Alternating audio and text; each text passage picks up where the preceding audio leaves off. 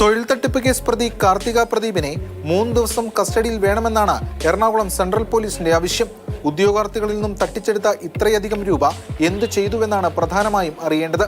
പണം മുഴുവനായും സ്വന്തം ആവശ്യങ്ങൾക്ക് എടുത്തോ അതോ ജോലി തരപ്പെടുത്തി നൽകുന്നതിന് നിശ്ചിത തുക മറ്റു കൺസൾട്ടൻസികൾക്ക് നൽകിയിട്ടുണ്ടോ തുടങ്ങിയ കാര്യങ്ങൾ വ്യക്തമാകണം.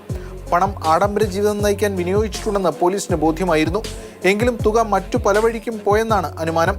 അറസ്റ്റിലായ ഘട്ടത്തിൽ ചോദ്യം ചെയ്യലിൽ കാർത്തിക പോലീസിനോട് പൂർണ്ണമായും സഹകരിച്ചിരുന്നില്ല.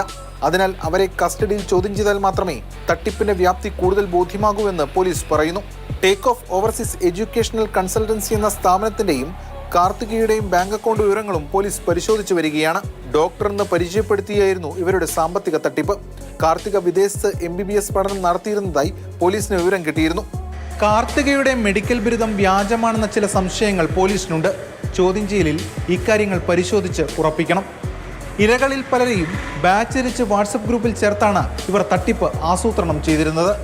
ജോലി താൽപ്പര്യം പ്രകടിപ്പിക്കുന്നവരെ 1 വർഷം വാട്സപ്പ് ഗ്രൂപ്പിൽ നിലനിർത്തും. പരീക്ഷ, പരിശീലനം, അഭിമുഖം തുടങ്ങിയവ വ്യാജമായി സംഘടിപ്പിക്കും.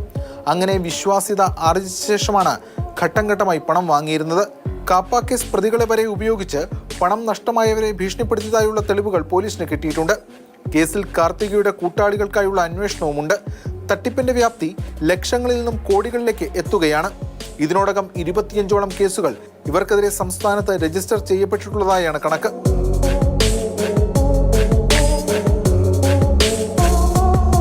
മാതൃഭൂമി ന്യൂസ്, കൊച്ചി.